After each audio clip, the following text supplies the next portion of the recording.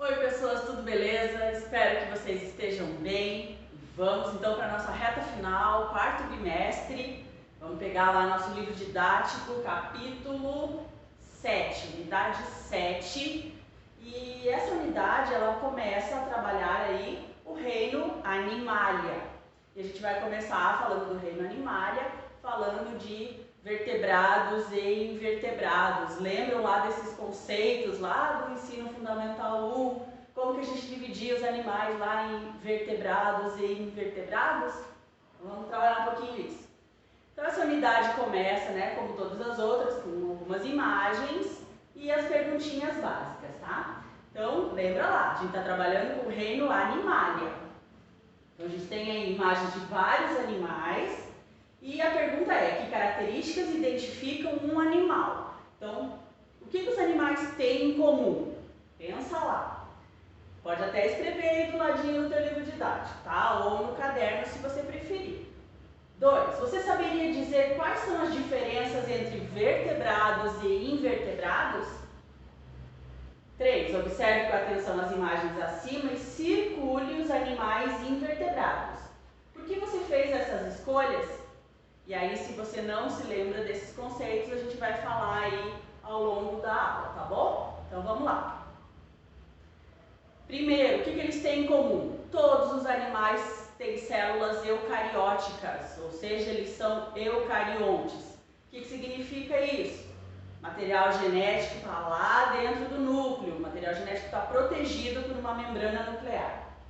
Depois, todos são heterótrofos, ou seja, não realizam fotossíntese, eles necessitam de outros seres para poder se alimentar. Então essas são as características que todos os animais têm em comum, beleza? E aí a separação aí em grupos de vertebrados e invertebrados, a gente lembra que quando os animais são invertebrados é porque eles não possuem lá a coluna vertebral, beleza? Então a gente vai começar a trabalhar o reino Animalia com o filo Porífera. São os animais que são, digamos assim, menos complexos, tá?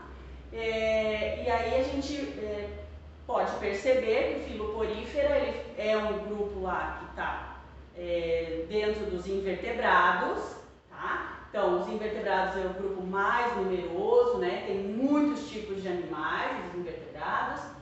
E o que a gente pode perceber lá com relação aos poríferos a gente vai lembrar aí que os poríferos, dentro desse filo Porífera, existem as esponjas. Então, a gente lembra que as esponjas são sempre animais aquáticos, tá? E a maioria daí está no ambiente marinho. Mas tem aí os animais que vivem na água doce também, então, mas todos aquáticos, tá?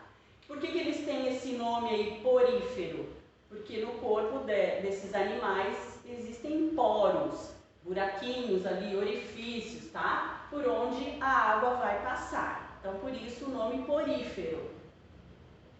O que tem de importante, de característica importante desses animais? Eles são multicelulares. Ou seja, eles têm muitas células, mas eles não formam tecidos verdadeiros, tá? Então lembra lá que são multicelulares. E tem também de muito importante, característica essencial aí do grupo, é que todas as esponjas são animais filtradores, tá? O que significa isso? Que a água vai passar aqui por dentro do animal e eles vão filtrar o alimento que eles necessitam, tá? Então eles filtram a água para poder se alimentar, para poder pegar o oxigênio da água. Então, dessa água que circula no corpo deles, eles acabam filtrando. Então, característica super importante. Então, relembrando lá, são aquáticos, são filtradores, todos têm poros. Outra característica essencial aí desse grupo, todos são sésseis. O que significa isso? Eles são fixos lá no substrato, tá? Seja no fundo do mar, no fundo dos rios. Eles são fixos, são sésseis. Também característica desse grupo aqui. E aí vamos analisar como que acontece essa filtração da água. A água, a gente vai entrar aqui por esses buraquinhos, que são os poros, né? Então a água entra por aqui. Existem células aqui no corpo das esponjas chamadas coanócitos. Então, se vocês observarem, tanto aqui no slide ou aí no livro didático de vocês, e os coanócitos, eles têm flagelos.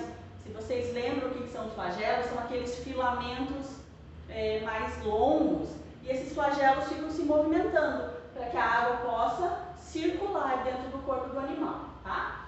Então, o que acontece? A água entra pelos poros, tá? Por causa do movimento dos flagelos. O animal vai filtrar ali o alimento, o oxigênio que ele necessita. A água passa aqui por uma região interna que é vazia, tá? Como se fosse um vaso. Então, ali dentro chama-se átrio e vai sair essa água por esse espaço aqui, essa abertura superior chamada ósculo. Então, tudo que o animal não precisar vai sair aqui por essa região, tá? Então, esse é o caminho da água. Entra pelos poros, passa pelo átrio e sai pelo ósculo, beleza? Com relação ao esqueleto dos poríferos, existem duas situações aí, tá? Então, quando o esqueleto ele é mais rígido, ele é mais duro, então ele é formado por espículas. Então, são estruturas lá entrelaçadas, né, microscópicas, entrelaçadas, que fazem com que o esqueleto seja mais rígido.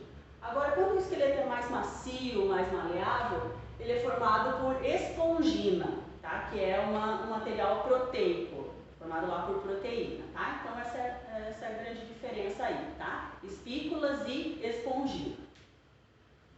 Característica importante aí das esponjas, eles têm uma grande capacidade de regeneração. O que significa isso?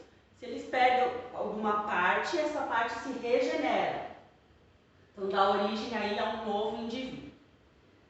Reprodução dos poríferos pode acontecer de duas formas: assexuada ou sexuada. Reprodução assexuada, por brotamento. Então, o que vai acontecer ali? No corpo da esponja vai nascer ali um brotinho. A gente já viu lá esse tipo de reprodução, né? Esse brotinho começa a crescer ali do ladinho ali da esponja, se solta do organismo da esponja, se fixa ali no fundo do mar ou do rio, né? Do substrato, e começa a crescer ali, tá? Então, essa é a reprodução assexuada por brotamento, ou a reprodução sexuada. Então, o que acontece ali? Os gametas masculinos, ou seja, lá, os espermatozoides, eles são lançados na água, então eles saem ali pelo ósculo, são lançados na água, até atingir aí uma esponja que seja do sexo feminino. Então, vai atingir ali o óvulo de uma esponja do sexo feminino e acontece a fecundação. Quando acontece a fecundação, é liberada uma larva na água. Essa larva fica ali por algum tempinho na água e depois se fixa no substrato até atingir a fase adulta. Lembrando que existem esponjas aí que são dioicas, ou seja, tem o sexo masculino e a outra feminino, e tem esponjas que são hermafroditas, tá? Então tem lá os dois sexos na mesma esponja. Beleza, gente? Mas sempre acontece lá a fecundação do espermatozoide com o óvulo. Importância ecológica dos poríferos. Então, a gente sempre lembra a importância das teias alimentares, né, das cadeias alimentares. Tá? Então, é importante aí para que aconteça o equilíbrio ecológico. Servem de abrigo e proteção ali para vários indivíduos aquáticos, porque existem ali esponjas que são bem pequenas e tem esponjas de metros de altura, né? Tem espaço ali para alguns animais se protegerem, como ali os peixes, crustáceos e moluscos. Tá? Existe a relação lá com as microalgas, então um ajudando o outro. Tá? Então é bem importante essa questão ecológica aí das esponjas. E um grande fator de importância é a filtração da água.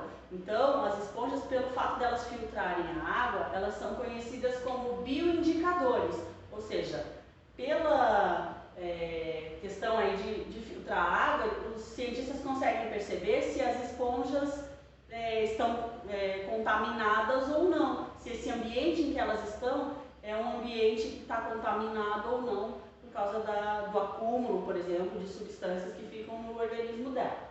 Tá? E aí, mesmo as esponjas sendo do grupo mais simples, vamos colocar entre aspas assim, menos complexo, né? Existem aí variações dentro do filo porífera, tá? Então, tem ali no livro didático de vocês esses 3 tipos de esponjas, então é o ascon, sicon e o leucon, e vocês conseguem perceber aí a variação na estrutura dessas esponjas, tá? No cantinho aqui tem como é o formato delas no ambiente. Então, percebam aí dessa menos complexa para a mais complexa, né? E aqui a indicação da saída da água, tá, gente? Nessas setinhas azuis aqui. Vamos para o nosso segundo filo do reino Animalia, que é o filo Quinidaria, ou filo dos quinidários.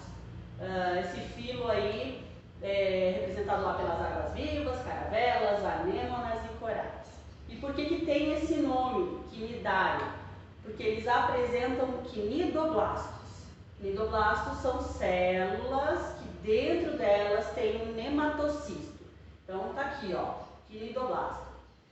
Quinidoblasto, essas são células que ficam nos tentáculos desses animais, tá? E dentro dessas células, dentro do quinidoblasto, tem o nematocisto, que é como se fosse esse filamento aqui, a gente fala que é um chicote, que fica enroladinho dentro do quinidoblasto, e vocês conseguem perceber que aqui tem uma pontinha, e essa pontinha é como se fosse um gatilho. O que significa isso?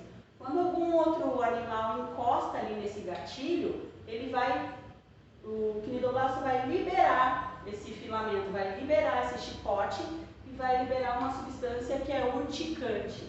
Então, essa substância ela serve aí para proteger o animal, né, ou para atacar, né, as suas presas, para poder se alimentar, ou para poder se defender também, tá? O que acontece aí é que quando os seres humanos aí vão para as praias, por exemplo, encostam, né, nesses tentáculos e acabam com queimaduras por causa do nematocisto, tá? Essa substância urticante que entra em contato com a pele da pessoa.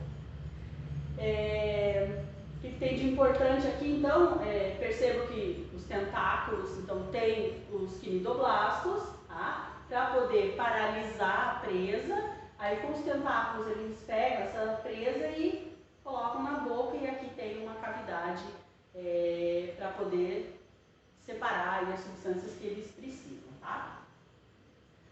Essa parte mais mole da presa eles se alimentam, as partes que são mais duras eles liberam de novo no ambiente, tá? Tem de importante lá, a gente ali atrás, né, no outro slide, tem um exemplo aqui de uma água-viva, mas aqui nesse outro slide tem um exemplo da caravela, tá? Então vamos lembrar que são seres diferentes, tá, gente? A água-viva é um único ser. A caravela são vários seres, é uma colônia. Então, vamos esquecer disso daí. E aí tem 2 situações que acontecem dentro dos quinidários. Existem os quinidários que são fixos no substrato e existem os quinidários que são livre-natantes, que ficam livres lá no ambiente. Os quinidários que são fixos são chamados de pólipos. E os que são livre-natantes são chamados de medusas. Tá? Então, vamos falar um pouquinho a respeito deles.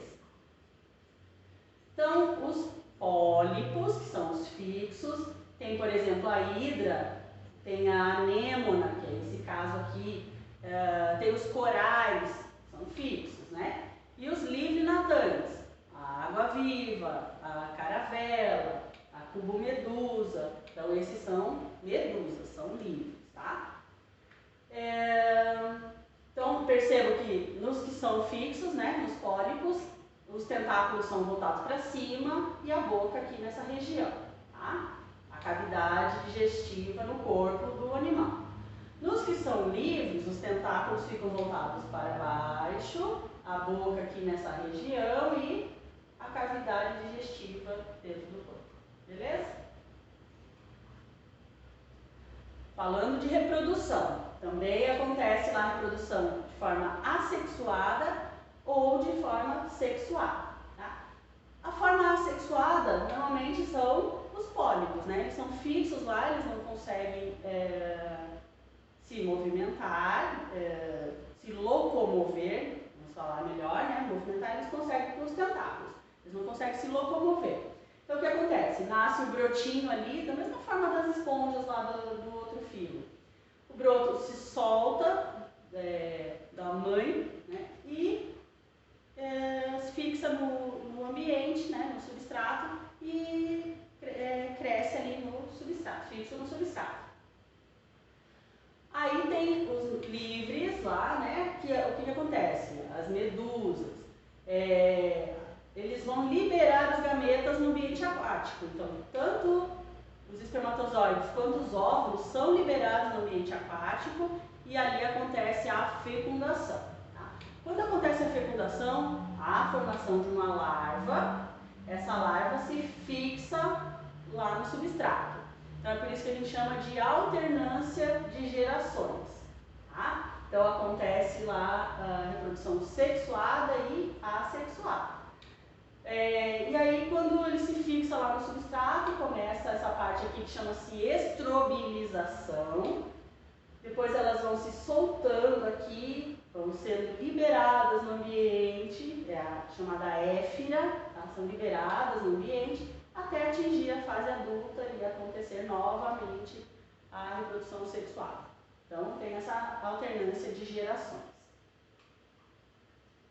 Importância ecológica. Vamos lembrar então da teia alimentar, é importantíssimo para as teias alimentares.